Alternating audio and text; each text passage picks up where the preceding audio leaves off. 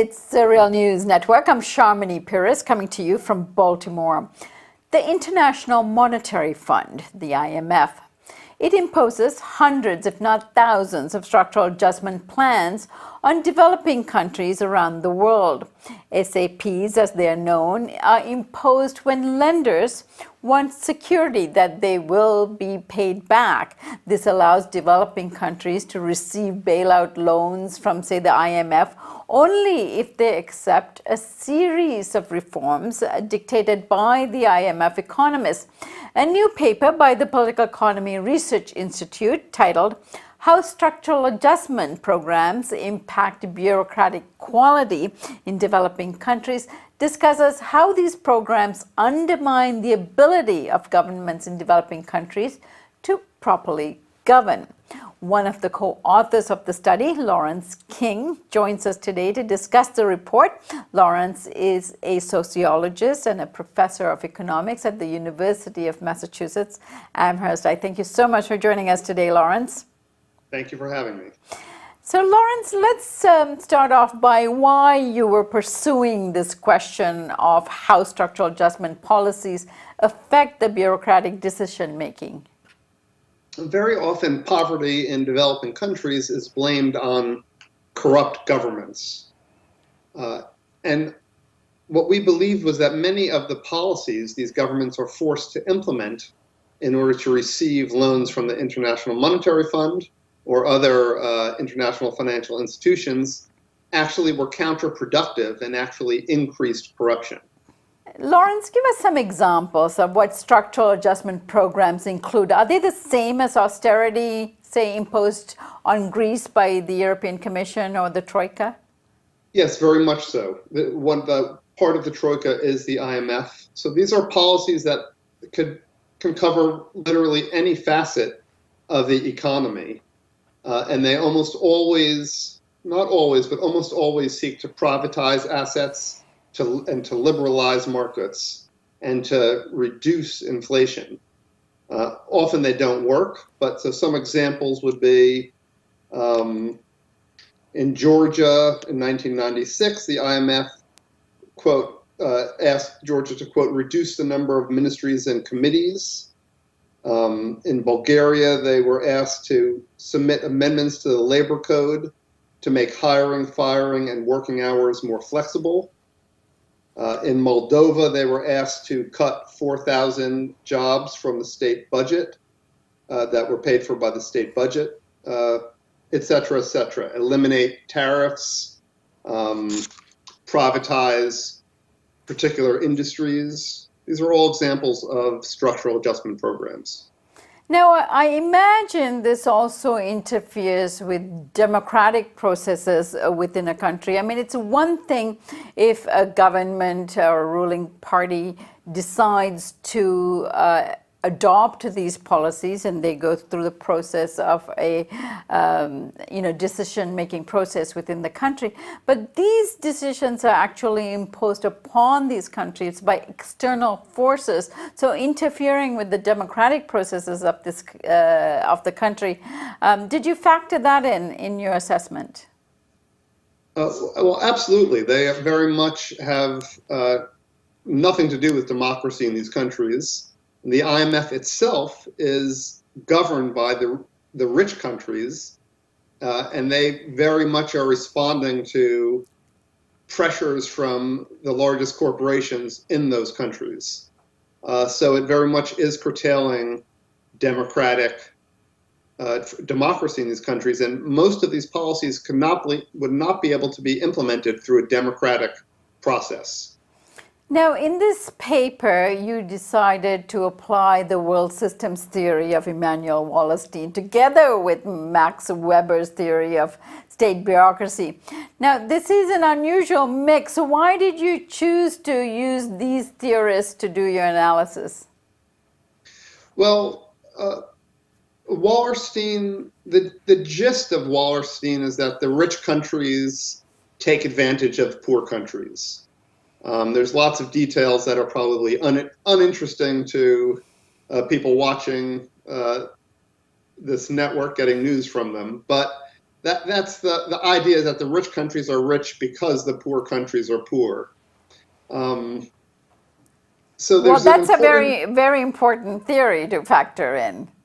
It is, and I'm not so sure that that theory itself is 100% correct. But what we found useful from it is the idea that the institutions that govern the global economy were created by the rich countries, and they're probably going to benefit the rich countries as opposed to the poor countries. And in fact, John Maynard Keynes, who was the initial architect of the IMF, argued that there should be no conditionalities because he didn't believe the rich countries would be able to resist the temptation of their corporations to make these conditions that benefit the rich countries at the expense of the poor countries. So Wallerstein was important. Weber was important because Weber is the theorist of bureaucracy. And his argument was that in order for society to function properly, for democracy to function properly, or even a market economy to function properly, you needed a strong bureaucracy. You needed well-trained, well-educated, well-paid, and secure officers of government bureaucracies for things to run well. So because we were interested in corruption, we thought these two theories can be combined. All right, Lawrence, give us some examples of how the IMF interferes with policy making at a bureaucratic level. Give us some examples of countries as well as some of the policies that have been implemented that has had detrimental effects on the countries. Okay, so I'll give you some examples from Western Africa, the countries that had the Ebola outbreak. So the IMF had some structural conditions that included caps on the number of on the percentage of the budget that can be used for state employees. And this means that countries like Sierra Leone had to cut the medical staff in the country's hospitals, for example, and in the Ministry of Health, because they weren't allowed to spend money on government employees. So they wanted them to reduce the government. They also required them to decentralize decision making. So when the Ebola outbreak hit, it was very hard to have a coordinated effort. They also, they required them to cut government expenditures for controlling infectious disease, for example. All these things to save money to prioritize paying back debt. So these all kind of combined to have a very weak response to the Ebola crisis. These are the kind of policies, ways in which IMF policies can weaken state bureaucracies. And is this the kind of policy that you call a paradox in your paper? Well, the paradox is that in our paper we talk about, that the IMF, one of the stated goals of the IMF is to reduce corruption. But the paradox is that these policies, and especially privatization policies, end up increasing corruption. And this happens through various mechanisms. Some of them are the mechanisms I just described. That is, it weakens the government bureaucracies by denying them personnel, by limiting the amount of money they could spend on the government bureaucracies. So that's one mechanism. Other mechanisms are privatization often creates concentrated losers. So a state enterprise that's going to be privatized is going to harm some people more than others, and certain elites that were benefiting from the operation of that state enterprise. So if they're denied one way to benefit, they'll seek other ways. They'll seek to make up for their losses by increasing pressure on bureaucrats to give them other advantages. So increasing kind of the demand for corruption. Right. Now the World Bank and the IMF rarely use the word government in their reports. They talk about governance instead.